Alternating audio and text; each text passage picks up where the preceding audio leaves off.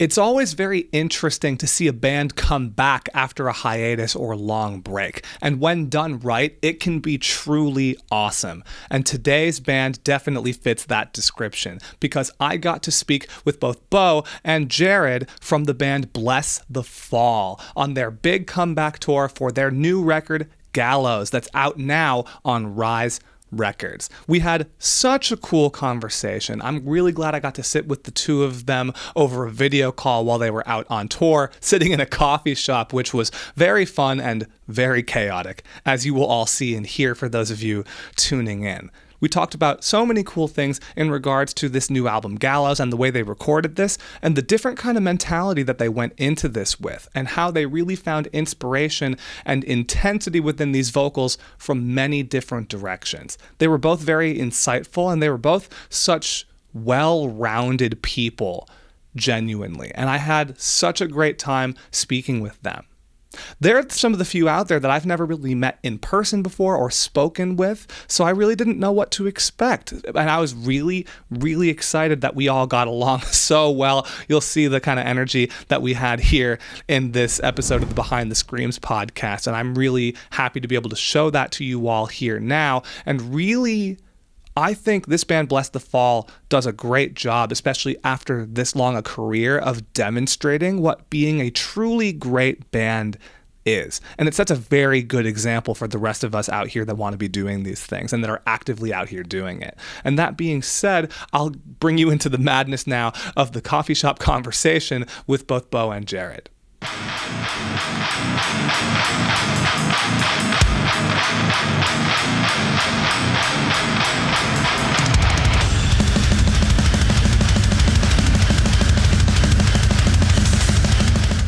I'm very excited to be sitting here with both of you today, and for everyone watching and listening, this is Beau and Jared from Blessthefall. How are you both doing? Doing good. We got 4 shows left of this tour, so we're like plugging away, trying to keep the voices healthy. There we go, home stretch, very sick. And I saw that y'all are in Denver today, so nothing like ending the tour with some altitude, right? Oh yeah, I forgot about that. Prep the lungs today. Damn it. Should go ride the bike. Oh yeah, so it goes. And that can definitely be tough. How are shows typically for you both at elevation? Like, are you the type that feel much of a difference on stage, or do things typically kind of feel the same? It kind of varies for me. I've been here probably like 8 a.m. Oh yeah, I guess we got here we yesterday. got here yesterday, so we're kind of like maybe a little kind bit of conditions. I went climbing today, so like it kind of helps a lot. Yeah, and I played hockey yesterday a little bit, so maybe I felt out of breath yesterday. Yeah. I went and got my temperature taken because I'm like, oh man, I feel like tired, like just in case, like I'm not like that, but everyone has been sick on tour, or like tour manager had COVID and he just kind of like put himself in his bunk and didn't say anything to anybody. But yeah, so part of me was like, oh shit, I should just go get checked out just in case. And it was fine. I think I'm just tired. That's good. And it's definitely that time of year where a lot of stuff will go around the touring circuit, but that's awesome. You've been able to have time to like go out and do like different kinds of like sports and physical activity on a tour. Cause I feel like it's really important to like have things during the day that isn't just the work, so you don't go crazy. Exactly. I know that's a mental health break. It really is. I think I feel like I discovered that like after a couple tours in, and I was like, man, like before I would just be like paranoid and want to stay near the venue. I didn't want to go too far. I wanted to make sure like I was close by in case something happened. Now I'm kind of like, like we used to go play basketball all the time, and then I brought my hockey stuff with me, so I'm trying to find ice where I can, and it's a good like mental health break just to get out there and do your hobbies and a little bit of physical activity. Yeah, especially because so much of it can be just like sitting around all day. I know. And Jared, in that case, is basketball more your thing? Basketball, I mostly just rock climb. So I try and find like a gym at almost every venue. Denver and Salt Lake are like the meccas of climbing. So I'm in heaven right now. That's awesome. And there's definitely so many different like rock climbing gyms that have like cropped up over the years in different shapes. Absolutely. That's a cool thing to kind of like visit those as you go around. And speaking of just traveling and being on this tour, for both of you, especially with this being for such a big, awesome, monumental comeback release, and for everyone watching, listening. This is on the tour for celebrating this new album, Gallows, that is out right now on Rise Records from our friends here in Blessthefall. Very exciting. I wanted to ask you both what it's been like for both of you personally, just coming back like this, just in general. Like, what are the kind of the thoughts and feelings you've had, and especially now that you're kind of starting to come to a close on this tour? Yeah, it's been pretty validating to, especially I just want to note that there's like these massive tours that are following our tour, like Bad Omens, and like Sleep Token is playing like every other city that we're in, and they're playing arenas, obviously packing it out. A little bit of a different genre, but we have a lot of crossover with them. So that being said, the shows have been so much fun, and I think like we have like a newfound love for it, like it's just a new perspective on the band and making music and stuff. Definitely different from when I first joined, and obviously I loved it. It was like an incredible experience to join such an amazing band that was like on their way up and stuff like that. But grinding for years and years and years now. Like Witness came out 16 years ago today, apparently. I just saw on the internet. The internet has reminded me.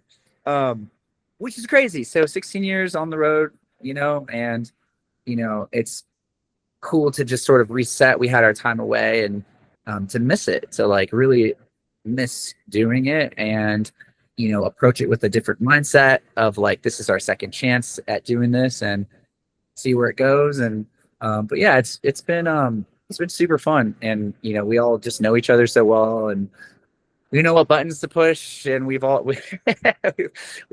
like best friends and stuff. So it's, it's easy to go on the road. We all respect each other. We all really like take care of ourselves as well and stuff like that. So you don't get the guys going out and get trashed and having to like put them together for the show and stuff. So it's a level of professionalism, but also super fun.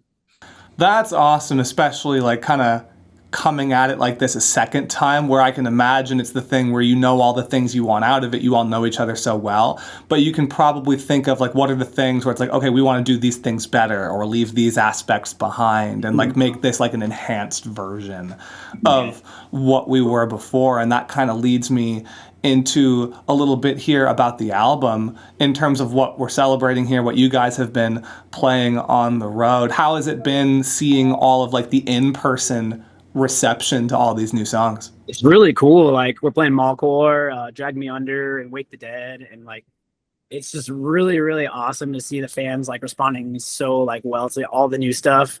And now we have so much material, and it's like really hard to choose, like pick and choose what we're actually playing live now. So we're just like, what do we do? Yeah.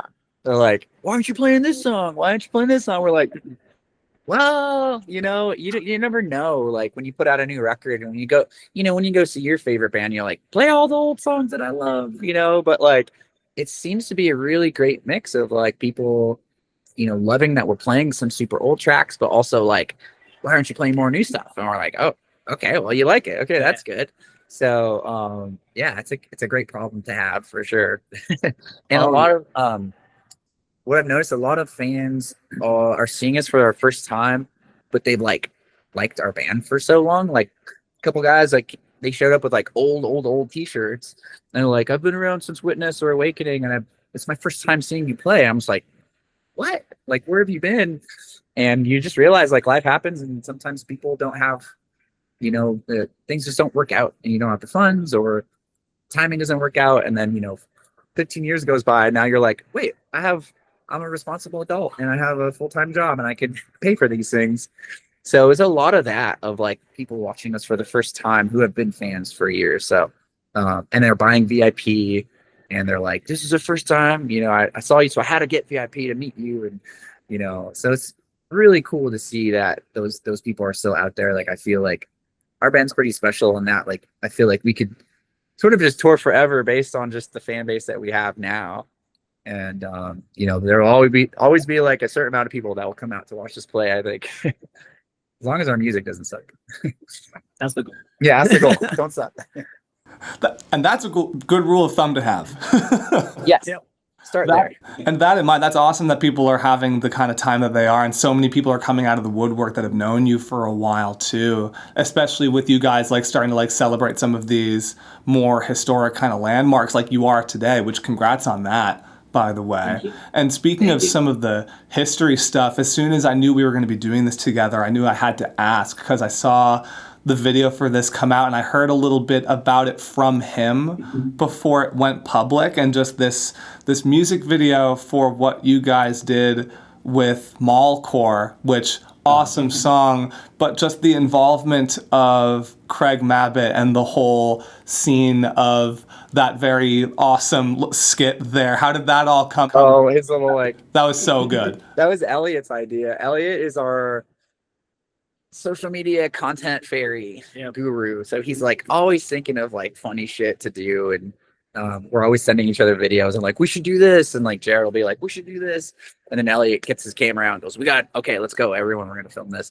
And so he showed us that people were doing that trend or whatever, and I'm like, and he's like, dude, we should get Craig to do it. And he just texted Craig, and Craig's just so down to be involved in any way. He's just a great dude, and you know, he's had a super long career too, and a very successful man as well. And I think we're all just feel lucky that we can kind of still do this to a certain extent. And yeah, he just, you know, he likes to be involved. So he did it pretty much no questions asked. He was like, fuck yeah, I'll do it. He sent us the video clip of him like swiping through or whatever, and the rest is history. So we got another little one coming up that we're going to do as well with him. So oh, that's so great. That's awesome. And I've definitely noticed that too, from just working together, and then like the amount of like different shows and touring we've done together this year. Craig seems like just a very down dude. And I think just doing this and like just kind of the energy you guys are giving me too, just people that are just like down to do stuff, make stuff, have a good time. Like that's such an important thing to have. And you can definitely hear that fun and excitement that you guys brought to that song, as well as like the rest of what this record is. And now that it's out and you can really like talk about all of these songs, how do you feel like approaching this record and this kind of comeback was different for both of you in terms of like what previous records have felt like? Well, to start with, we kind of just did like one or two songs like at a time, and for me as a vocalist, it was amazing because I like got in there, did like one song, took a break, and like it gave my voice a rest. And then I kind of like got to sit back and like listen to like the outcome of what like I just did and really analyze like what parts I really enjoyed and what I didn't. So then like if I hated something, I got to go back and change it instead of just like it is what it is. So I think just being able to take the time on every song as a whole was like a big difference for us. Yeah, same. It was a cool like just a different way to write. Like it took years, but it was so cool to like fly to LA, work with Hiram, who's our producer, and just do a song, go back home, live life, be a dad, like, and then be like a few months later, like Eric would send me a demo, like, an instrumental, and I'm like, this is sick. Okay, I'll book another trip, fly out, do another song, go to our favorite restaurants. It's just much more chill. I think there were obviously like times where we would hit a wall with the track or something, and the YSAB in particular was the first song written musically, instrumentally, and I think I wrote like 5 choruses for it, and I was like, dude, this just might not happen, man. Yeah. Like, and then it was the very, very last song that we finished vocally. And so it's just interesting how that happens. Like sometimes it just shit comes to you and you're like, whoa, that's crazy, that sounds sick. And then sometimes you're like, no, that's not right. It's not right. And we knew that we weren't going to put a lot of tracks on this album in general. So we knew that they all had to sound like every song had to like stand on its own. So I think that was the song that, and I'm really stoked on how it came out now, and I'm glad that we did settle. So, and that's good too, especially because like every song is, even if you're doing them all like the same people, the same team, like everything is just such a unique experience. And I'm glad that you had a good experience working on this record, and just also knowing your producer Hiram myself, having done some work with him, and like I was there doing stuff for the most recent The Word Live record, Hard Reset. I know how much of a joy that human is to be around and just work with, and I can imagine that there was just a lot of fun around the creation of all of this. Talk a little bit about what it was like to just work on all of that together. It was awesome. He's crazy. Correct. He's a character, and I love him to death. And vocally, he brought like some stuff out of me that I never knew like was possible, and he pushed me to my limits. But like, didn't like overdo like anything in my throat or anything. So like, I don't know, it was way different, and like the outcome was just incredible from him. Yeah, same. He was like, the guy can sing his ass off too. So like, you know, it's really cool when your producer is like also like an insanely talented like vocalist, guitarist, drummer, all those things. So yeah, he pushed me. Same thing. He didn't. If I had something, he's like, no, we can beat that. Like, I know you got it in you. You know what I mean? Like that kind of vibe, and that sort of attitude and approach brings the best out of me. If you're like just sort of negative and like, I don't like that, then it's like, oh, fuck, all right. Well, yeah, if like you got into that mode, he's like, all right, take a break and do 10 air squats with me all of a sudden. Yeah.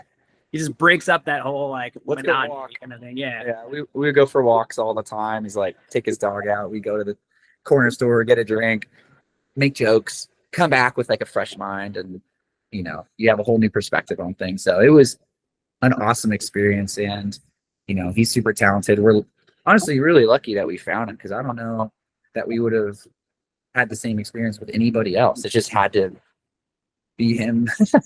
That's awesome. And sometimes the stars do just align like that, and it seems like you all have a really good thing going, and it really shows in the songs and how just heavy hitting everything is, while kind of everything having that real like lasting power in the head, and just things being catchy, and just kind of you find yourself like humming along, singing along to different stuff during the day kind of thing. That's, I mean, knowing that you have something really special. Yes. Yeah. And that being said, because like you do have good people around you that are kind of helping to push you be better and kind of push you into being like better performers, better writers, better whatever.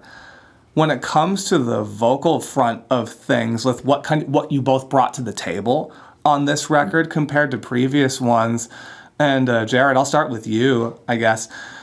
How do you feel like you found potentially like more energy or different kind of intensity out of the way that you're vocalizing now compared to the past, especially since some time's gone by?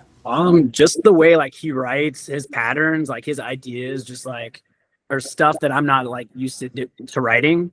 So he kind of like took me out of my box, and like he really didn't push me too hard in the actual vocal booth itself. So like he had me doing stuff a lot like quieter, softer, like opening up my body frame. So like it just like the air came out different. Everything just sounds like so much more crisp, and just the way he pushed me, like I can't like really describe it. It's just like an unreal feeling. Yeah. It seemed like he was like, there was times where he'd be like, don't push so hard. Yeah, like exactly. Change your posture. Exactly. And then all of a sudden you hear it back and you're like, oh, that sounds sick. Because Jared's like, dude, if you walk in the room and Jared screams, you're going to get scared. Like the dude is like, I'm very loud. So. Super fucking loud. So I think like that power is there, but Hiram also for tone wise and for like longevity wise, I think gave you some pretty cool tips to like, maybe don't push as hard. Let's just hit those same, you know, get that same intensity without the energy. I don't know, like the energy or something like that. So, and as vocalists, it's very like kind of like scary coming into a new producer, because you don't know like how you're gonna interact with them, and like you're very vulnerable. So, but like Hiram made you feel so comfortable in what you're doing and like your ability. He just takes your ability and just like brings out the best of it. And he kisses you too, so that helps. Nothing motivates like a kiss from the homies. Kiss on the forehead, man. Yep. Exactly. Kiss on the forehead right before a vocal take. Yep. That's awesome. And I'm glad that you were able to kind of find that, especially with the kind of like screams being very loud and very powerful. And these are definitely things I've worked on in his studios too. Just like the magic that happens when you take what you're able to do and you can kind of focus it in a new way, and when you let other people kind of come in with like what that idea could be, that's pretty exciting and pretty magical. And Beau, for you, when it comes to like the intensity that you have within your singing and like the very like identifiable kind of tone you have, when it comes to like making another record, especially after some time away, and trying to incorporate like who you are now compared to who you used to be, but it's still like it's the same band, like you're still you. How do you feel like you brought some new feelings to the table with how you sang on this record while still kind of keeping it true to what you think this is? Yeah, I think like, for one, I think in the past I was always just singing super, super high. Like that was just like my go-to default was like sing as high as possible. Very Anthony Green, very like that, that world. Yeah. And it's like, nah, it's that you can only do that for so long. But that being said, I've hit some of the highest notes I've ever hit on this record, even just as like harmonies, which is really crazy. Like at 43, I'm like still my range for some reason can like get way up there. And I think he, like Jared said, I think he gets you to chill, he'd be like, chill, hold on. You're like, you're just doing a little too much. Let's like tone it back, sing from here. He'll be like, do this for me, and like make you do some weird thing. I can't remember. Like, yeah, he'd be like, and then like, okay, now try it. And I'm like, oh, there it is, cool. But I think it was just important to keep my voice, but take it a step up. And I think we both love like R&B, and we both love like that kind of like, and so we always had like Bobby Brown playing in the studio, or like something like that. Paramore, like he loves Paramore, and like, that kind of stuff, like bringing those, vibes to the table. I think it was pretty cool. Drag Me Under, we co-wrote with Tony from Dragged Under, hence that's where the name came from. And working with him, like it was really cool because his perspective is totally different. And so those melodies that came about with his help were just so interesting and like unique. And there's no way I could have done that on my own. Like it's just like, with like the screaming patterns, like it's very unique. Yeah, he's super unique. So I think like the team effort, everyone realized like this is a team effort. There's no superstar in the band except for maybe Eric. He's a main songwriter, but I think just the push, the gentle push, and the confidence builder, because he'd be like, bro, you're the fucking best in the game, man, no one even knows it. He'd be like pumping your tires, and you're like, yeah, I am. Let's go. That's awesome. And I'm glad that you feel like you were able to kind of find that in yourself too. And even now, like you're mentioning, like feeling like your voice is in such a good spot too, in terms of being able to navigate kind of the wide range of stuff that you personally do and that you guys do as a band. And that being said, how do you feel like that's translated live? Like, how has it been like really working on these new songs on a tour specifically for this record? Like, I know you said there's a handful in there, but what's it been like for you both, like personally? It's a lot of, I think it's been great. Yeah, it's been great. I think we're not like, I don't know, I feel like we're more of a blue collar band. Like we work hard, right? And we work like, it took me like 10 shows to feel good, like to feel the confidence in the new tracks specifically, because there's like moments where you're like running out of breath, and like the more you do them, you're like, oh, I can breathe here, I can settle down during this part because I know it's going to be really fucking tough coming up. I can cheat a little bit here to have the more powerful moment when the chorus kicks in a little bit. So I think it's like we just work hard, you hone the craft, and it's just over time, over the course of the tour, I felt like the new songs started sounding better and better and better. At least for me, like vocally, like it's taken a bit. Like even, I I definitely treat it more like a job now. Like I go on vocal rest the second we're done playing. Like I don't talk for pretty much the entire night and the next morning. So like I'm always just trying to take the best care of my voice like that I can. So I sound the best every night. Yeah. Same. Yeah, and that's great that you're able to kind of find, I guess, for both of you, that like sweet spot for like doing all this new material, whether it be like exploring new territory in your voice or like you were mentioning, like different kinds of patterns and different kinds of ways of doing it that are a bit new. That's awesome that you're able to find that, because I feel like there's no amount of like practicing or rehearsing that will quite tell you exactly what things need to be, except for just going and doing it. Like just playing the shows, do the thing, and that will just kind of show you what needs to happen. Yeah. Yeah. It's crazy how it doesn't translate live till you're literally in the thick of it with the audience, with the energy, with the adrenaline, all the things that combined. It's not just like sitting in the practice studio where you're just controlled environment, chilling, there's low stress. So, yeah. Yeah, and that's awesome that you guys have the kind of like work ethic that you do around what this is, and especially like coming back into this tour and with this record. Do you feel like that's already giving you ideas for how you want to handle stuff or like enhance stuff for future tours and things you do after this? Yeah, I think like we've just, like I said, we've always been a band that is, we have our head down and we plug away and we let the results kind of be what they are. And I think like now that we're getting like a lot of these huge like Danny Wimmer festivals, for instance,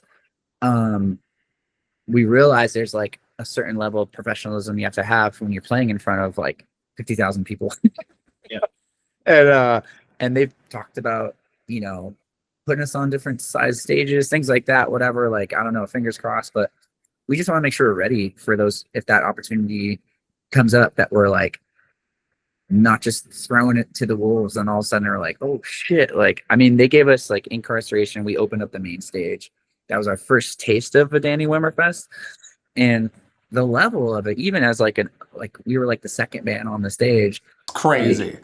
The amount of people that are there, the interaction, the reach, when they're like, they have an insane amount of followers for all their festivals. And I'm like, well, we guys sound really good, like his people are going to be watching. And so I think it's kind of cool this far in our careers that we still feel like we have more to gain and we have steps to take, and we just want to be prepared for that, for whatever comes next. That's exciting to know that that's where things can start to move to. And with that in mind, like with more opportunities coming down the pipeline and things being able to happen in that way, when it comes to like what the band has done, what you're doing now, like it's starting to celebrate these milestones. And I kind of saw somewhere that we're kind of approaching you guys in Blessthefall being like 20 years as a band.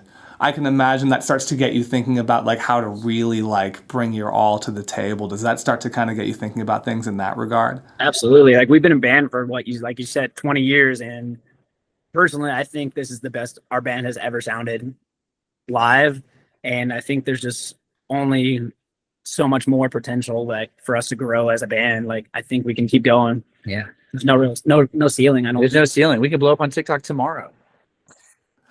There's really no rules with it, especially with stuff like that, and how a song can just kind of just succeed out of nowhere right now, which actually kind of perfectly leads to something I was curious about from y'all, because I think you have kind of a unique perspective on this compared to some others, because you've been a band for some time and you've released music during lots of different points where releasing music looks like a very different thing. What was the rollout for this like, and like just what putting out an album is like now in like 2025 and 2024, like this whole era right now compared to the past? Like what's felt the most different, and maybe what about it has been the most different for each of you individually? I think like a bummer part of it is like putting out a music video isn't really like what it used to be, where like you put out a music video and you put all kinds of money and thought and effort into it, and it's kind of falls a little flat unless you're spending hundreds of thousands of dollars and you're shooting a movie like with Falling Reverse does and bands of that nature, which we don't have that kind of budget. But, you know, I think that's probably the hardest, where it's like, I love doing that. Like, I love shooting. I love like working with the directors and writing treatments but that creative side of things. So like for Mallcore, having like all the skits and things like that. Yeah. But you realize like that's the music video as a whole, like it just doesn't really hit like it used to. And it is good for content. Like you can take bits of your video and put it on the internet and put it in short form and everything like that. So just knowing that like you have to put more effort into your online presence and the content that's involved. And we've always loved doing like being goofballs and doing that kind of shit. So like doing all the TikTok-ish like skits and stuff like that, like that's all fun. It's just fun for us. Like it doesn't feel like we're that old band that's like, hey, you guys got to make a TikTok. Like we're just like, you know, we just honestly, it's so funny because you see other bands going through it. They're like, you could tell that their label or if someone's making them do this, you know what I mean? Yeah. Whereas like we're telling our management that we need to do this.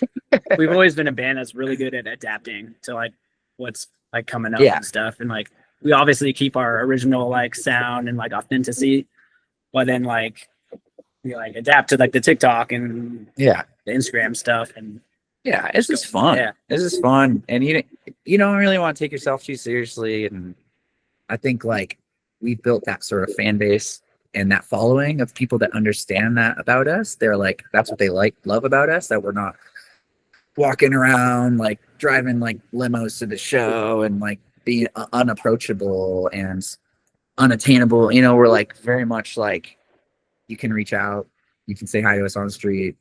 We're hanging out. We're normal dudes, and we're kind of like our fans. We were there. We were in the crowd watching our favorite bands at one point, and we know what that feels like. So we want to just like present ourselves that way, just like as approachable and no egos. That's awesome. And that's kind of the cool thing about this era of where I feel like we are required to show so much more of ourselves publicly all the time than maybe ever before comparatively.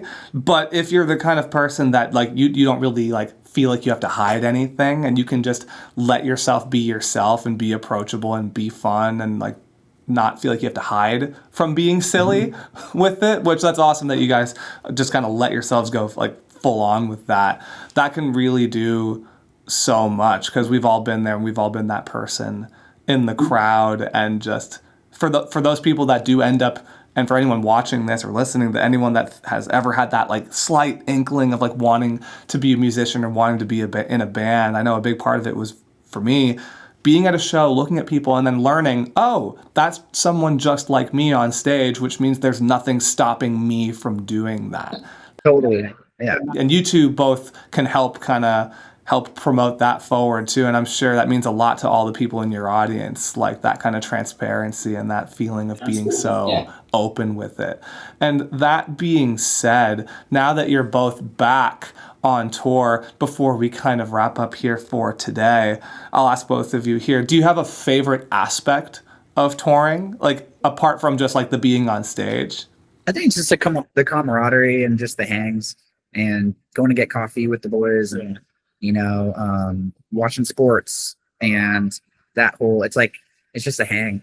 And I do miss, family and stuff like that. Like that, my wife understands, like she's also a musician. So when she goes on tour, she understands, like she loves that part of it. And so we both have now realized like, wow, like it's, a different perspective of like I said, we got a second chance at this almost. And so we're like, just really letting that soak in and enjoying our time.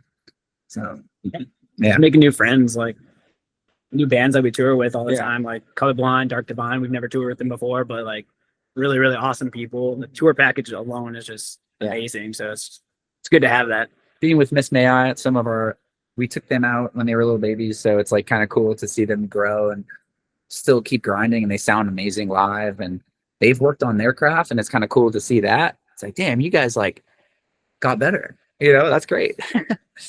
That's awesome. And really cool that you have like kind of a mix of familiarity and some new blood in there too, which I love seeing that on a tour, that kind of combination of both. And I can imagine there's a lot of really cool feelings, like experiencing a lot of like the newness around that too.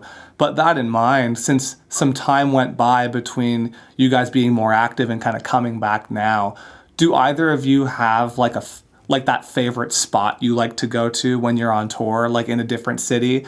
And on this tour, was it still there? I mean, I'm trying to think of like, we went to BJ's last night. I mean, BJ's Brewery. It's like it's a chain, Yeah. but it's like, I don't know. Personally, like climbing gyms in general, like there's one in Chicago that I go to. It's across the river from House of Blues, and it's like up in like the actual like skyscraper, so you can like see the city skyline. Is like super sick. That's awesome. Yeah, and there's just coffee shops. Portland used to have this like Thai food place, and I think they shut down. But Eric and I used to go to this Thai food place like every single time, and there was this little like Thai lady that would serve us, and they were like, that was our spot. Some of the boys just walked up here. There's it. Hey, what's going on? We're at this like coffee shop hotel place that we came to last time we were here. So speaking of, yeah, Place looks crazy. it's really good. It's cool. They have like it's like a little food court, all kinds of places to eat stuff, but the coffee's really good. And we came here last time and just chilled out for hours. So we're back. That's awesome. And sometimes being on tours like this, like finding new spots like that and finding like all these different places that have cropped up can be really cool. And I'm glad that you guys are back at it and out here and reliving a lot of what you were doing before, but also getting to experience all like the newness around everything, whether that's like the new environment or like new people coming out to shows and being able to showcase all this new music that you guys have really poured your all into, which definitely shows. So I'm really excited all of this is happening for you all the way that it is. Yeah, Appreciate that. thanks, man. I appreciate it. And hopefully we can work together someday, because I do some screaming stuff live, but I'm so inconsistent and I don't feel confident in it. So maybe you and I can like work on some stuff together and maybe get me sounding halfway decent, because I've never taken any advice as far as like screaming goes. I just kind of like do it, and sometimes I'm like, oh, that sounded cool, and then sometimes I'm like, ooh, that sounded awful. Don't do that again. Like, what am I doing? So that'd be kind of cool if we, maybe I did a scream on the next single. I can always learn more too. So Yeah. Oh, that could be very cool. Yeah, you guys kind of trading off. Literally anytime, especially now that I know you both here from this, literally anytime I'm always down and always happy to do those sorts of things. And it's cool to meet people like you both who have been doing your thing for a while, but are like always like thinking about like, how do we step this up? How do we build? How do we grow? That's a really cool thing. Yeah. Absolutely. Yeah. Always learning. That's the most important part. Yeah, like the point is never to like, okay, cool, I'm done. I know Yeah. it all. no point in that. That's awesome. And I know I'll catch you guys at a show and on tour somewhere at some point real soon. But with that being said, so nice to sit down and meet you both here today. And thanks for taking some time to do this together. And again, for everyone watching and listening, make sure you check out the new Blessthefall record, Gallows, out right now on Rise Records. It's been so sick talking with you both, and I hope you have a great show today Thanks, man. in Thank Denver. Deep breaths. Mile High City, baby. Here we Yeah. go. Absolutely, and enjoy the rest of the tour. And oh my God, right behind you. Yes. That's a good way to end it for sure. Fantastic. There's the thumbnail. But on that note, so awesome to meet you both. I'm sure I'll talk to you again soon. You both take care over there and enjoy the rest of the tour. Yeah, man. You too. Thank you. See ya. Bye-bye. Like I said, that conversation I just had with Beau and Jared from Blessthefall was so fun and so chaotic. And speaking of chaos, I am away this week with a very cool band, with a very cool producer, in a very cool studio. And if you hear some sounds behind me, that's the sound of some pinball machines. And for any of you in bands that recognize where I am, you'll know what I mean. Now, to get into something vocally related, I was thinking about what I wanted to do for you all here at the end of this episode, and I was thinking about what Beau and Jared talked to me about in terms of finding vocal intensity through this new record, Gallows, which again is out now via Rise Records. Definitely check it out if you haven't already. When it comes to just intensity in a vocal, I feel like so much of it comes down to like what your intention is. And that can be boiled down to something as simple as focus. Where are you aiming the sound? That gets talked about a lot in terms of things like projection, and I've talked about that a lot here, and then in things like our online program or in lessons when I'm working with people one-on-one as their vocal coach here at Extreme Vocal Institute. And for all of you here, I wanted to give you a different kind of idea around this when it comes to just the intensity your voice has. For example, I could be speaking very soft and not very directed at all, and my voice is coming out. You can still hear me, but there isn't really that much intensity. But when I get excited about something I'm talking about, like I get so excited about the things that we do here on the Behind the Screams podcast, you can hear this level not just of volume, but of energy. And it's an energy that I hope gets all of you here tuning in excited as well. And in order to tap into a similar kind of access to energy with your vocals, all it takes is trying to feel vibration happening a little more forward in the face, a little more forward in the mouth, and trying to make sure you're looking at something. Make eye contact with someone when you're doing this, if there's anyone else there. Or pick a target along the wall in front of you. When you do that with your regular speaking, you can go from a level like this to a level like this. Or if I'm singing something, somewhere comfortable in the middle of my range, and I start to really focus that sound and feel vibration, a little more forward in the mouth. And you can use that kind of humming trick I just did if it feels like that helps you bring that forward. Becomes a little more, and you can hear that almost kind of buzziness that it has. That's that extra intensity. That's that extra focus, really adding some cool drive into it. If I'm belting a note, adding some strength, and volume, and I combine that with some focus, bring that vibration forward, and just like look at something in front of me. Like I'm looking out a window right here at this beautiful snowy environment that's outside. I can add a lot of really cool energy to that, and I feel so much extra vibration and strength that comes along with that too. Let's apply that to some screaming. If I do that with a false chord, and as always, make sure you have any of these screams warmed up first before letting yourself go into them directly. But once you've warmed up, try to take a false chord scream that maybe feels a little unfocused, maybe a little aimless sometimes, hard to pin down, and look at something in front of you.